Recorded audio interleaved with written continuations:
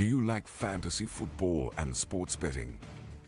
Come join us here at the Parlay Fantasy Football Podcast, where hosts Matt, Shane, and Jason talk about fantasy players, lineups, and sports betting to help you compete and win championships.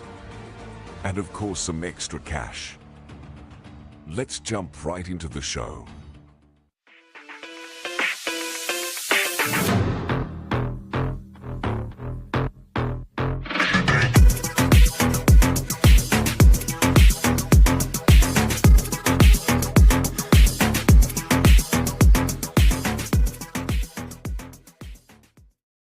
Welcome back into another episode of the Parlay Fantasy Football Podcast. Matt, Shane, and Jason with you guys tonight on this fine, cold, crispy evening. But before I let these guys introduce these two fine gentlemen, it's good to be back. Last week I was absent. Jason and Shane did an absolute fantastic job covering for me. Had some work stuff going on, stuff that I was not too thrilled to be at. But I'm glad to be back with you guys tonight. How are you guys doing? Oh, I am doing fantastic, Matt Stroh. It is great to have you back in the seat of power, as I'll call it. It's nice to be in my lowly seat over here. So glad to have you back, buddy. And I'm doing great. Chiefs are finding ways to win games. That's all I got. Jason, how are you doing? Doing great. It got cold down here in Texas. I really don't know how to deal with that at the moment. We had a little snow today, which was unfortunate. So I'm kind of out of my wits right now. So I'm trying to gain it back, but we're here. Glad you're back, my guy. Jason, let me ask you a quick question. When you walked outside and saw the snow, did you just freeze? Basically. Like, what am I supposed to do here? Yeah, but remember, I lived in Kansas for 3 years, so yeah, it's that's like, true. Yeah, that's true. So it's like I'm kind of used to it right now. Education. You're educating your fellow Texans down there what snow's all about. Exactly. Okay. Exactly. All right. Mm-hmm. All right. No, it's glad. I'm glad to be back, guys. Like I said, Shane and Jason held their own and held it down last week. If you guys want to tune into any of our prior episodes, man, go over to the Parlay Fantasy Football Podcast on Spotify and Apple Podcasts. Click that subscribe. We would greatly, greatly appreciate it. If you guys want to catch us live like we are right now this evening, head on over to YouTube, Fantasy Six Packs YouTube channel. Hit the subscribe button, hit the thumbs up, hit the notification bell. It will notify you anytime that we go live. So make sure you do that, because there's a ton of other podcasters that are on this channel that bring some pretty darn good insights to football, whether it's betting, fantasy, whatever it is. All right. Head over there, click the like button, head on over to fantasy6pack.net, become an all access member today. Use promo code Parlay FF to get a 15% discount on your all access membership. Even if it's something that you guys want to do at the end of the year, do it and do it early. They may or may not run some specials this summer. We don't know for sure, but if they do, you want to jump in on that, because there's a ton of good content over there. A ton of good content over there. Fantasy6pack.net, Fantasy Six Pack on YouTube, Parlay Fantasy Football Podcast for the audio side on Spotify and Apple Podcasts. Did I cover everything? Did I get it all? Yeah, that was smooth. Yeah, way better than me last week. Well, a week off kind of got me thrown. I was trying to recite it in my head, like, am I covering everything here? But with that being said, guys, this is the Parlay Fade episode. This is our betting episode. We've got I've got a couple college plays. I know bowl games start primarily mid next week. At least the first level of bowl games start primarily next week. But I do have a couple plays. I have a play for Saturday, but I also have a couple plays for next Tuesday. But we will be recording live when those plays go on. So I want to make sure I get you guys those numbers out right now, because I like the numbers. You guys want me to go straight into college real quick? Yep. Hop right in and recap. Okay. So recap last week, guys. I ended up going 4-2 on my college plays last week.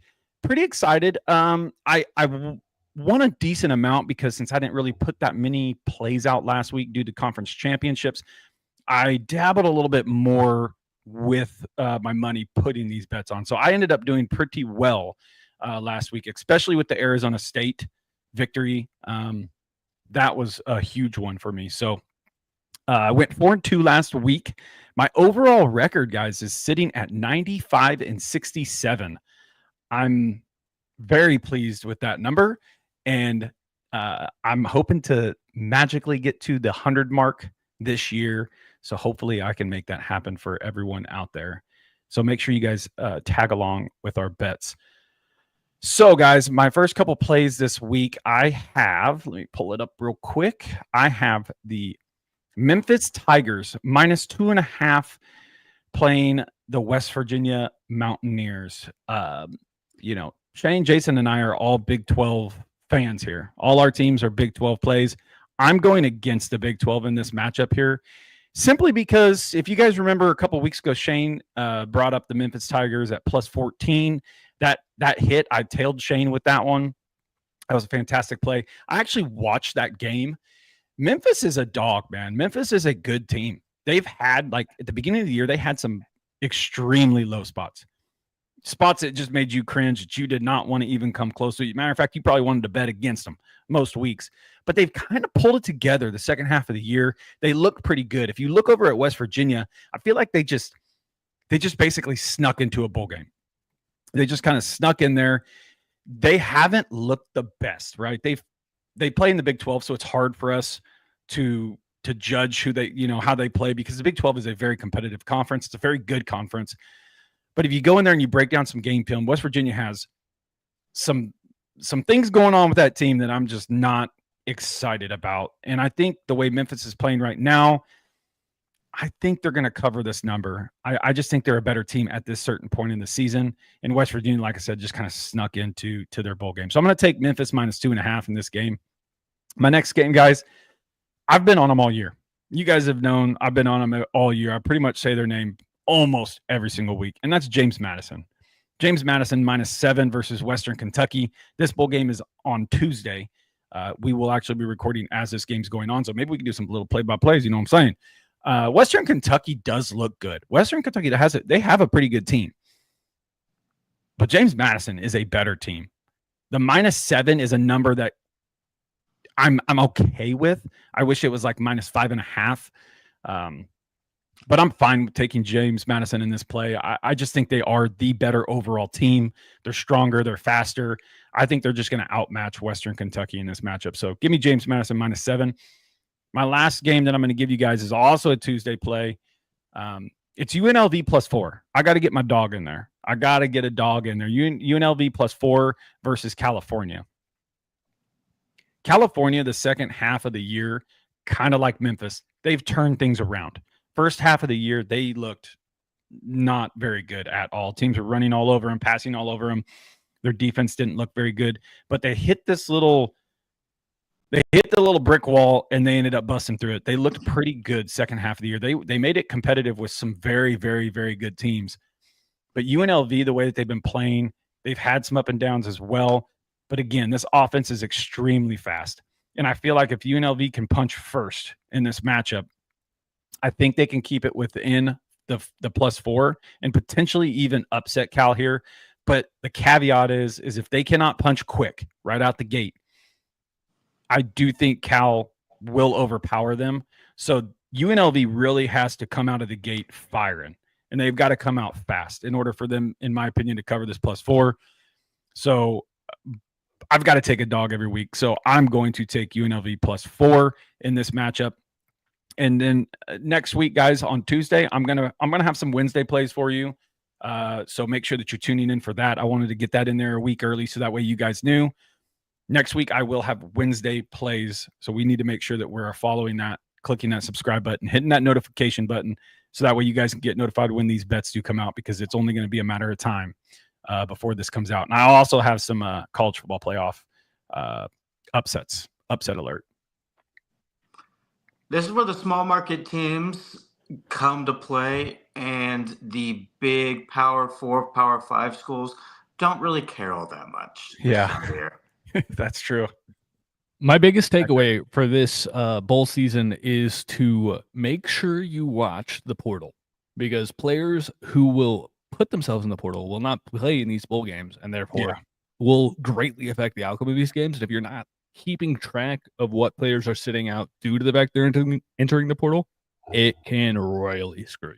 Yeah, that's a good you can point. get a lot of big upsets in these games to where you might want to sprinkle a little bit on some of these big time spreads, especially if you do see some of these star players for some of these teams in the portal. So that's a great point, both of you guys. So that's a fantastic point. What I will do, guys, is when I put out my free plays, I will make sure to monitor that, and I'll try to pick the plays where I don't think that that's necessarily going to happen for certain teams, so that way I don't kind of screw anybody over. I'm not trying to do that, so I'll make sure that I'm paying attention to that. But like Shannon and Jason said, if you guys don't tail my bets for college and you guys want to throw out some of your own bets, make sure that you are paying attention to that, because that's a fantastic point. That's a fantastic point.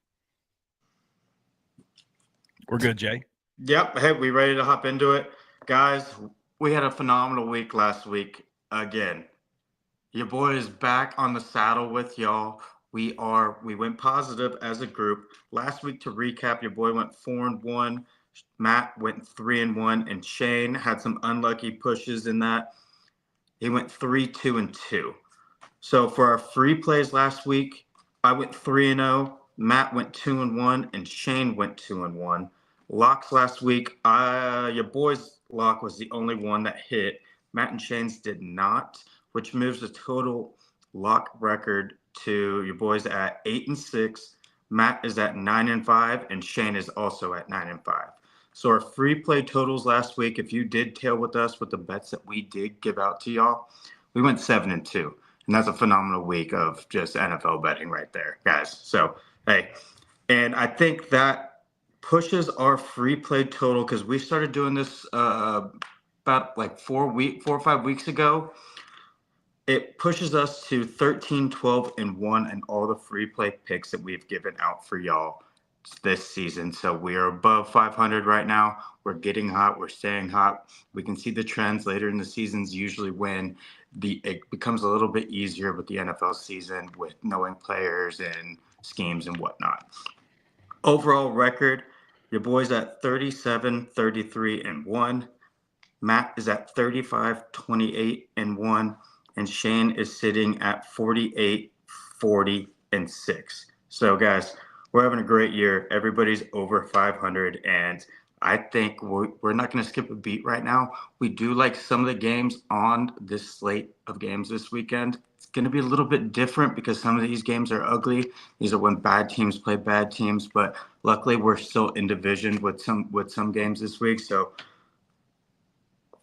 I had the best week, so I'll just start off for all. I'm going to start with probably an ugly game. I like the Jets minus 3.5 at the Jaguars. That Jaguars-Titans game was the worst game of the NFL slate last weekend. You could say something about the Giants and Saints game, but that Jags game, they couldn't move the football. It still looks like they do not know what they are doing offensively. I don't know who they are as a team, and the Jets actually look like they can move the football now. Aaron Rodgers isn't himself still, but if it weren't for Devontae Adams going out of bounds late in that game, they probably could have won that game, or at least not given the Dolphins a chance to tie it up. So I like the Jets this week to cover that 3.5 mark. I think that line's a little weird. Vegas must know something, especially after watching that Jags team last week. But hey, give me the Jets minus 3.5. Next game, I'm going with a team that I've been on, I think, for the past 3 or 4 weeks. I don't know. Give me Brock Purdy and the 49ers minus 2.5 home versus the Rams. The Rams coming off an emotional win to where it was probably one of the better games of the NFL season this past week. I know it was just a hell of a lot of points and there was no defense. It was offense versus air. And Matthew Stafford looks like a legitimate top 5 quarterback in the league. But the Rams team just seemed to play up and down to their competition. It's one of those weird things where the Rams can beat any good team any given week. But I think the Niners finally figured out what they're trying to do. I know they won't have McCaffrey and whatnot. I think they're just going to feed Kittle the football, and I like them to cover, especially off an emotional high with the Rams that the Rams had last week. Give me the Niners 2.5. They're in the playoff contention. They need to keep on winning in that division. Lastly, my lock. Matt, you're gonna love this. Give me the Pittsburgh Steelers plus I found it at 5.5 at Philly.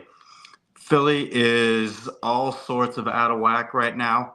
There's a lot of conflict between AJ Brown and Hurts. They're calling out each other. They're not friends. There's players going on podcasts saying how it's not, their relationship is not what it seems. Yada yada yada. They should have lost last week to the Panthers. I'm picking this game based on who has the better coach. I think Tomlin is a hell of a lot better coach than, why am I blanking on Philly's coach's name? Sirianni. Nick Sirianni. Sirianni. Yeah, who cares? Get him out of there. I think the Steelers actually win this game, and they have a top 10 rush defense. I think they do control Saquon Barkley, and I want them to throw the football in this game. And if they do, I think let Russ cook. Russ has looked the best of himself in the past 4 years. Give me the Steelers. That's my lock of the week. Okay. Matt, go ahead. Hey, real quick, I got to caveat that. Like, when you say Russ is let him cook, he's looking real good. Russ is playing happy. He's actually happy right now. When he plays happy and he's just doing his thing, he's a really, really good quarterback. I mean, they did not have George Pickens last week, and Russ still put up a ton of yards. A ton of yards. So I agree with you. It is a little scary. The Philadelphia Eagles is a good team. They are a really good team. But you saw some stuff last week against Carolina, and they played in Philly, might you or have you? And you saw some Animosity. some emotions there. Animosity. Yeah, that's a good word, Shane. That's the word I was looking for. Yeah, it's nuts. Yeah. Also, Jason's statement about the Niners being in the playoffs, or having still in the hunt. If they win, they have a 14% chance to make the playoffs. Right now, it's Shane, crazy. don't they sit at an 8% chance to, like, as of today, they have an 8% chance to get in or something like It's that? not. Yeah, 9%. But yeah, 9% chance as of today. 14% if they win. Less than 1% if they lose. Seahawks to lose, right? Yeah, if the Seahawks lose, they go to a 56% chance to make the playoffs because then it becomes all mumble jumbled. Okay, I'll jump in here, guys. Originally, I didn't tell Shane and Jason this, but originally my lock of the week was the Commanders versus the Saints over 43. But Derek Carr is out, correct? He's not playing. Yeah, he's Maybe. listed as questionable, but he has a concussion and he also like broke a bone in his wrist or something. Yeah, like in his non-throwing hand. So I He's a wouldn't touch it. psychopath, Listen, so anything's possible. But like, that's what you get when you are Derek Carr and you try to hop over a defender. You just get crushed. try to go full Superman. Never go full Superman. So originally that was my lock, but I did change it. I am changing it to the Chargers money line versus the Buccaneers playing at home. We talked a little bit before we started the podcast. The Chargers are a legit team. They are a good team. I know they're banged up right now. You know, I haven't heard the extent of Will Dissly's injury. I know Justin Herbert got banged up, came back in the game. Ladd McConkey did not play last week. If Ladd plays this week, I think the Chargers run away with this team. I think they run away and beat the Bucs in a pretty good fashion. The Bucs have struggled of late. They've won, but they've won some very, very, very close games. Baker Mayfield got a little banged up last week. Jalen McMillan scored 2 touchdowns on like 30 yards receiving. That's not going to happen against the Chargers defense. Mike Evans is a dude you got to worry about. Bucky Irving hurt his back. We don't know how well he's going to be, or not the Bake Show. Oh, mercy. Listen, I like Baker for real. Like, I really do like Baker Mayfield. He's a really good quarterback, but I just think the Chargers team are a legit team. They need to continue to win. They want to continue to make statements. So I'm going to take the Chargers money line here, playing at home versus the Bucs. That's my lock of the week. The next game, guys, this is kind of gross. I want to see your guys' opinions on it after I announce it. It's the Giants plus 15. Plus 15. This has got to be the biggest number of the year, right? Maybe Plus 15 is a lot, dude. Lions Jags, but I think that was only 14.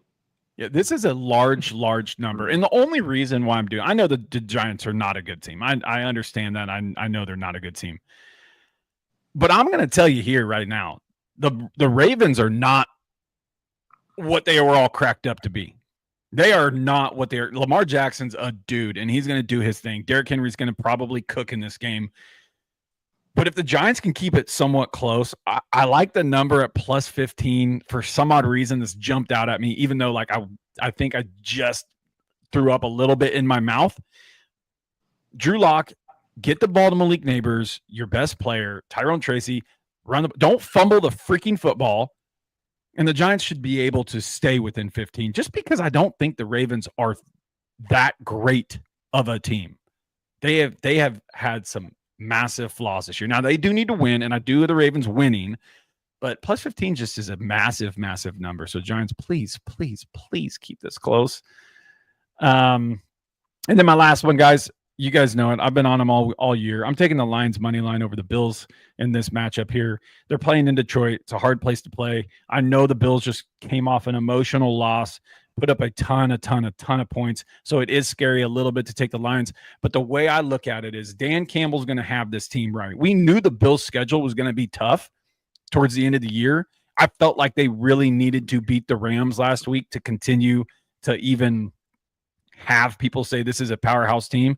Now you go and play, in my opinion, the best team in football right now.